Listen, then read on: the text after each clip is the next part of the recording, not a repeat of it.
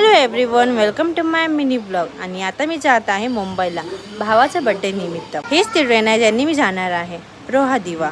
आता वाजलेले आहे दुपारचे 3। तर तुम्ही बघू शकता किती ऊन आहे। खूप गर्दी असल्यामुळं भेटतच नव्हती सीट। लास्टचे 2 डब्बे होते ते रिकामी होते आणि आम्हाला तिथं भेटलं जागा। आणि आम्ही आता सोडलेला आहे रोहा। आणि आता आम्ही पोचलेलो आहोत पनवेलमध्ये। पनवेलमध्ये सुद्धा लग्नाचं सीजन असल्यामुळं खूपच गर्दी होतं।